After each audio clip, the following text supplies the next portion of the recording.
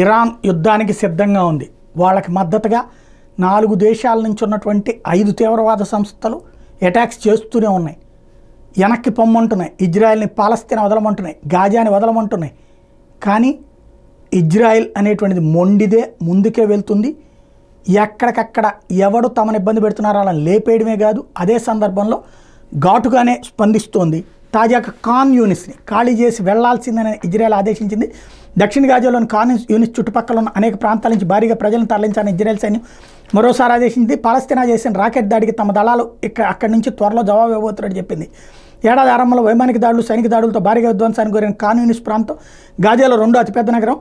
సహాయక సామగ్రిపై ఆంక్షల కారణంగా మానవతా సాయం పొందడంలో గాజా తీవ్ర ఇబ్బందులు ఎదుర్కొంటుంది.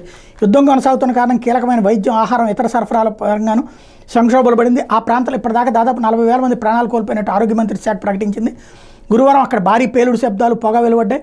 హమాస్ రాజకీయ నేత హనియేను ఇరాన్లో హతమార్చినప్పటి నుండి ప్రాంతీయంగా ఉద్రిక్తత పెరుగుతోంది. ఇజ్రాయెల్పైకి ఇరాన్ ఏ క్షణమైన ఎదురుదాడికి దిగవచ్చునని భావిస్తున్న సైనికపరమైన ఉద్రిక్తత పెరగకుండా వీలైన అన్ని చర్యలు తీసుకోవాలని ఇరాన్ అధ్యక్షుడు మసౌద్ పెజిష్కియోను ఫ్రాన్స్ అధ్యక్షుడు మ్యాక్రాన్ కోరుతున్నా ఓ పక్కన జరిగే ఉద్రిక్తతలు ఎక్కడ ఆగట్లేదు, వెనక్కి తగ్గే పరిస్థితి లేదు. ఇజ్రాయెల్ అయితే ఖాన్ యూనిస్లో ఉన్నటువంటి హమాస్ నేతలు చిట్ట చివరి నేతలను కూడా లేపేయడానికి సిద్ధపడుతోంది.